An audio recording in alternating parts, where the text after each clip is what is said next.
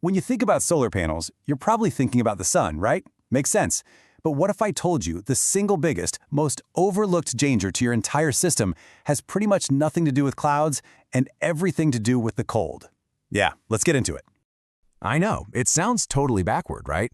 I mean, we're always told that electronics love the cold, but that perfect, crystal clear, blue sky winter morning, well, that could be the exact moment that sends a destructive, system-frying voltage spike through your entire solar investment. So let's break down exactly why that is.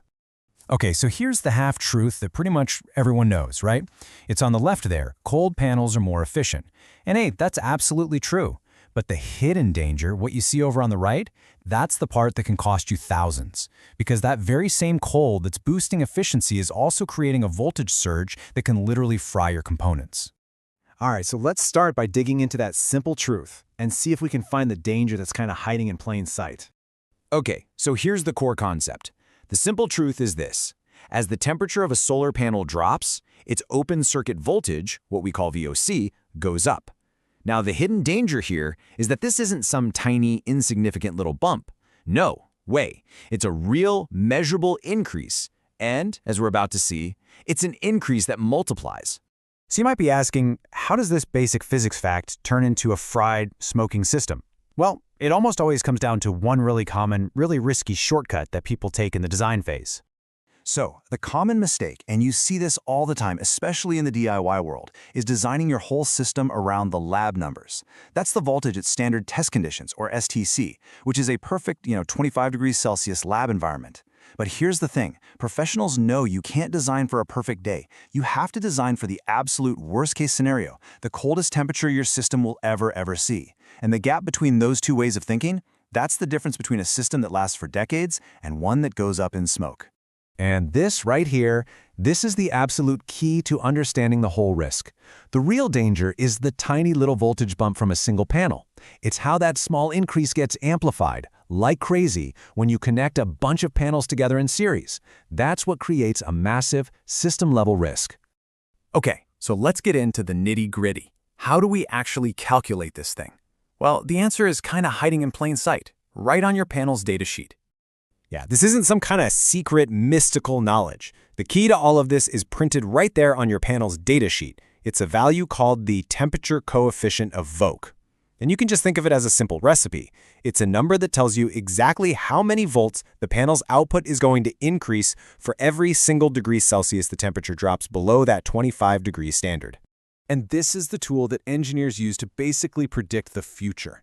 This formula lets us take that coefficient we just talked about and calculate the precise voltage of a panel at any temperature. It's how we take it from a lab-tested value to a real-world, what's going to happen on my roof number. Let's just quickly break this down so it's not so intimidating. VOC of T, that's our goal. That's the actual voltage on a super cold day. We start with the baseline voltage from the datasheet, the VOC STC. Then we apply a little correction using beta, that's our temperature coefficient, and T, the actual coldest temperature you're planning for. See, this simple bit of math is how we can predict exactly what your system's voltage is going to be before you even install a single bolt. All right, so that's the math for just one panel. But the real story, and frankly the real danger, happens when we start stringing them all together. So let's take a look at how this risk just compounds on itself. The principle here is actually incredibly simple. It's just like stacking batteries. When you wire panels in series, their voltages just add right up. So the total voltage of your string is simply the cold-adjusted voltage of one panel, that number we just figured out, multiplied by however many panels you have in that string. And this visual right here shows that amplification effect perfectly. Look, with just one panel, that voltage rise is tiny. It's totally manageable. But at 5 panels, suddenly that rise is 5 times larger. By the time you have a full string of, say, 10 or more panels, that once small increase has morphed into a really dangerous surge, and it's threatening to blow right past the limits of your charge controller. Okay, so how do we actually design a system that's safe from all this?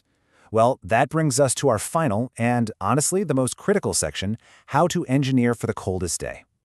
This right here, this is the golden rule. The one rule you absolutely cannot break. The maximum possible voltage your string can produce on the coldest recorded day for your specific location must always, without a single exception, be less than the maximum voltage limit of your MPPT charge controller or your inverter. No ifs, ands, or buts. So, here's your safety checklist.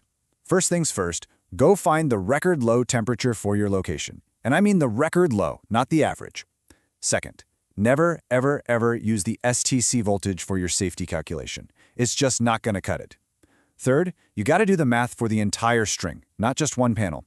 And finally, you have to remember that the moment of maximum danger is right at dawn, when the panels are at their absolute coldest, but the sun has just popped up.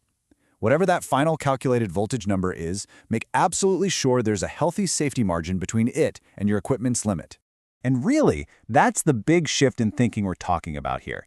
By using this method, we move from just a vague theoretical concept, voltage changes with temperature, to a precise, actionable calculation that tells you the exact point, the exact temperature at which your system becomes unsafe. So, I'll just leave you with this one question to think about. Is your system designed for an average, easygoing day, or is it truly engineered to survive its single worst day? Because honestly, the answer to that question is the difference between a long-term, reliable investment and a very, very expensive mistake.